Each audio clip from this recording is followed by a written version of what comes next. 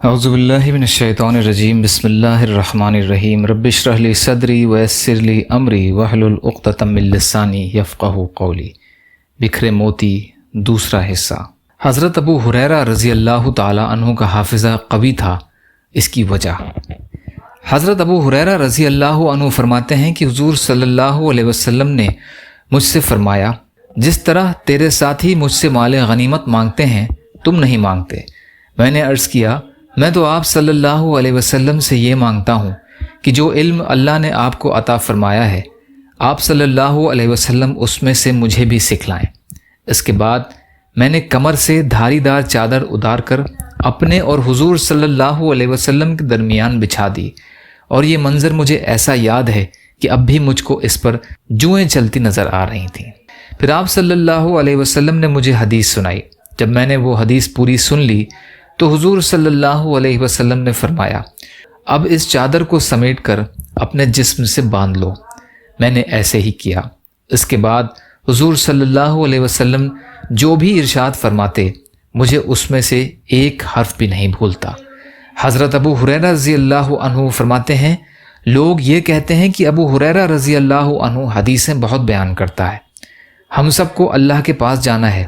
اگر میں غلط حدیث بیان کروں گا تو اللہ میری پکڑ فرمائیں گے، اور جو میرے بارے میں غلط گمان رکھتے ہیں اللہ ان سے بھی پوچھیں گے۔ اور لوگ یہ بھی کہتے ہیں کہ دوسرے مہاجرین اور انصار، صحابہ رضی اللہ تعالی عنہ، ابو ہریرہ رضی اللہ عنہ جتنی حدیثیں بیان نہیں کرتے۔ میرے مہاجر بھائی تو بازاروں میں خرید و فروخت میں مشغول رہتے تھے، اور میرے انصاری بھائیوں کو اپنی زمینوں اور مویشیوں کی مشغولی تھی، اور میں ایک مسکین نادار آدمی تھا۔ میں پھر بھی حاضر خدمت رہتا۔ وہ حضور سے سن کر اپنے کاموں میں لگ کر بھول جاتے، میں سب کچھ یاد رکھتا۔ ایک دن حضور صلی اللہ علیہ وسلم نے فرمایا، تم میں سے جو آدمی بھی اپنا کپڑا میرے سامنے پھیلائے گا، اور جب میں اپنی بات پوری کر لوں وہ اسے سمیٹ کر اپنے سینے سے لگائے گا، تو وہ کبھی بھی میری کوئی بات نہیں بھولے گا۔ فوراً اپنی دھاری دار میں نے فوراً اپنی دھاری دار چادر بچھا دی۔ میری کمر پر اس کے علاوہ اور کوئی کپڑا نہیں تھا۔ پھر جب حضور صلی اللہ علیہ وسلم نے اپنی وہ بات پوری فرمائی تو میں نے چادر سمیٹ کر اپنے سینے سے لگا لی۔ اس ذات کی قسم جس نے آپ صلی اللہ علیہ وسلم کو حق دے کر بھیجا ہے، میں اس میں سے ایک بات بھی آج تک نہیں بھولا۔ اللہ کی قسم، اگر اللہ کی کتاب یعنی قرآن میں یہ دو آیتیں نہ ہوتیں جن میں علم کو چھپانے کی مناہی ہے، تو آپ لوگوں کو کبھی کوئی حدیث بیان نہ کرتا۔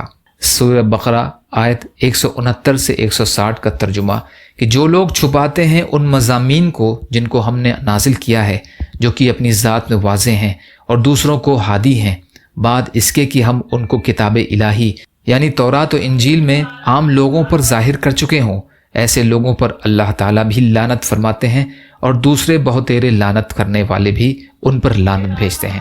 مگر جو لوگ توبہ کر لیں اور ملاح کر دیں اور ان مضامین کو ظاہر کر دیں، تو ایسے لوگوں پر میں متوجہ ہو جاتا ہوں، اور میری تو بکثرت عادت ہے توبہ قبول کر لینا اور مہربان فرمانا۔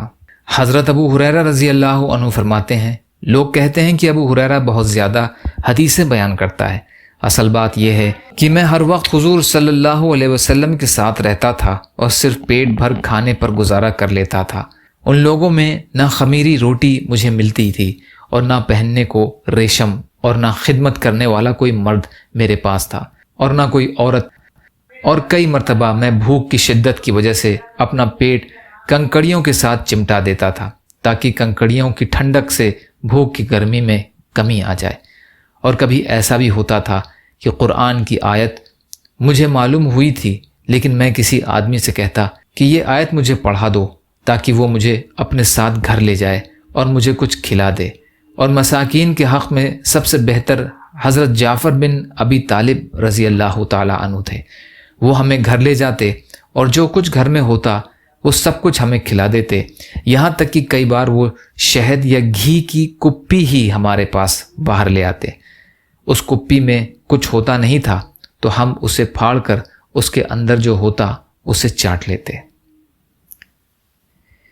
یا اللہ ہم سب کو کہنے سننے سے زیادہ عمل کی توفیق عطا فرما۔ یا اللہ مظلوم فلسطینیوں کی، کشمیریوں کی، روہنگیا مسلمانوں کی اور مسلمان جہاں بھی پریشان حال ہیں، ظالموں کے ظلم کا شکار ہیں، آپ ان کی بھرپور مدد فرمائیے۔ ہم سب کو اپنی استطاعت کے بقدر اپنا حق ادا کرنے والا بنائیے۔ یا اللہ آپ قادر مطلق ہیں، ہر شے پر قادر ہیں، آپ کے لیے ہر چیز آسان ہے، ہمارے لیے آسانیاں پیدا فرمائیے۔ یا اللہ حلال دے دیجئے، حرام سے بچائیے، اپنے غیر سے بے نیاز کر دیجئے۔ یا اللہ ہر خیر کی چیز میں برکت عطا فرمائیے، ہر شر کی چیز سے ہماری حفاظت فرمائیے۔ یا اللہ ہمارا خاتمہ کلمہ خیر و کلمہ طیبہ پہ عطا فرمائیے۔ یا اللہ آپ دلوں کی باتوں کو جاننے والے ہیں، یا اللہ ہماری تمام جائز مرادوں کو اپنے فضل و کرم سے پورا فرمائیے۔ یا اللہ عزت اور عافیت کی زندگی عطا فرمائیے، جو مانگا وہ بھی عطا کر دیجئے، جو مانگنے سے رہ گئے وہ بھی عطا فرما دیجئے۔ ربنا تقبل منا انک انت السمیع العلیم، اللہم لا تسلط علینا من لا یرحمنا ولا یخافک فینا، اللہم اجرنی فی مصیبتی واخلف لی خیرا منہا برحمتک یا ارحم الراحمین۔ لا الہ الا اللہ محمد رسول اللہ۔ السلام علیکم۔